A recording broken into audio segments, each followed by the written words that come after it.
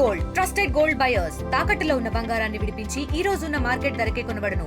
మరిన్ని వివరాలకు సంప్రదించండి 77107720.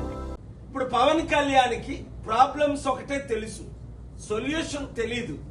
అందుకే మన మోదీ గారు ఆయనకి చెవులో కాదు అందరూ వింటుండగానే చెప్పారు, నువ్వు ఋషిలాగే బాగున్నావు, నువ్వు హిమాలయాలు వెళ్ళిపో, నీకు రాజకీయం రాదు. దానికి ఆయన నవ్వుతున్నాడు, అర్థం చేసుకోలేకపోయాడు పవన్ కళ్యాణ్. ఎందుకంటే ఆయన మాటలు, ఆయన చేష్టలు ప్రజలందరికీ అర్థమైపోయింది. Pawan Kalyan is not fit for politics. కనుక కూటమి ప్రభుత్వం ఫెయిల్ అయినందుకు జగన్మోహన్ రెడ్డి గారు ప్రశ్నించాలి, అపోజిషన్ అన్నది ప్రశ్నించాలి. మాకు ప్రతిపక్ష హోదా ఇస్తేనే, చూడండి గత పార్లమెంట్ లో 2014 నుంచి 19 వరకు కాంగ్రెస్ పార్టీకి ప్రతిపక్ష హోదా లేదు. ఎందుకంటే 543లో 54 సీట్లు రాలేదు కనుక 10%.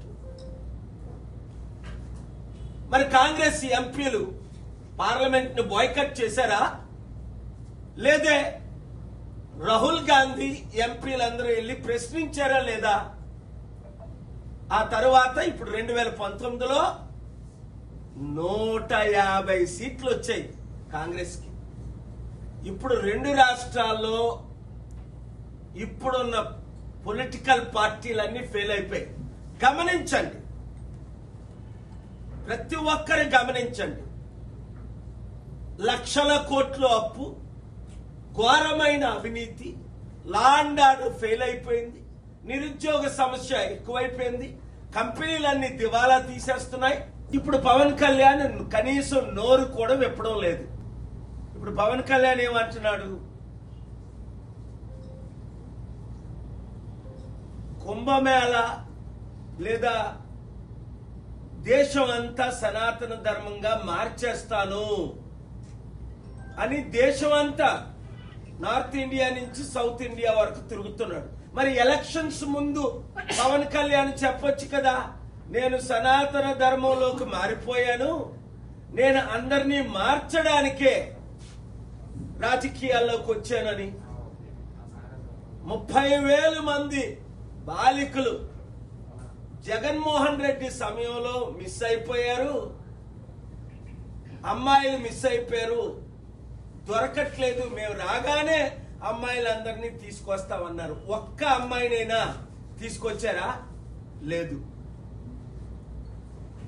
1,00,000 మంది మహిళలకు జగన్మోహన్ రెడ్డి గారు 5,000 ఇస్తున్నారు,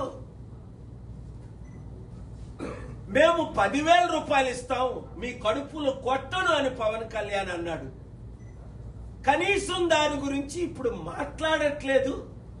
ఆ 2 లక్షల వాలంటీర్లో 200 మందికి కూడా ఒక్కరికి కూడా కనీసం 5,000 కూడా ఇవ్వట్లేదు.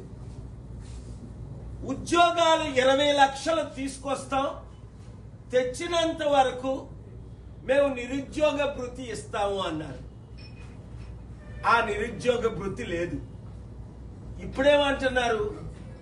నేను సంపాదిస్తాను అని అప్పుడని, సంపాదించిందంతా పంచుతామని, నేను సృష్టికర్తను, నేను సృష్టిస్తాను అన్నారు చంద్రబాబు నాయుడు గారు. మరి ఇప్పుడు ఖజానా ఖాళీ అయిపోయింది, డబ్బులు లేవు, ఏం చేయాలో అర్థం అవట్లేదు, గుండె ఆగిపోతుంది. ఎలాగ డబ్బులు సంపాదించాలో నా చెవులో చెప్పండి అంటున్నారు చంద్రబాబు నాయుడు గారు. మీకు అనేక సార్లు నేను చెప్పాను ఎట్లా డబ్బు సంపాదించాలి. 100 కంపెనీలు తీసుకొచ్చాను, మీకు చెవులో చెప్పమంటే మీ ఇంటికి వచ్చి చెవులో చెప్తాను. 1 సంవత్సరంలో ఆంధ్రప్రదేశ్ సమస్యలు ఎలాగ తీరాలి, లేదా మీరు కేబినెట్ మీటింగ్ పెట్టి మీ లీడర్స్ అందరినీ పిలవండి. నేను మీకు శత్రువుని కాదు, నేను ఇచ్చిన సలహాలు 1 సంవత్సరం పాటించండి. మరిన్ని వీడియోస్ కోసం ఛానల్ ని సబ్స్క్రైబ్ చేయండి. లేటెస్ట్ అప్డేట్స్ కోసం వాట్సాప్ ఛానల్ ని ఫాలో అవ్వండి. ఆ లింక్ డిస్క్రిప్షన్ లో ఉంది.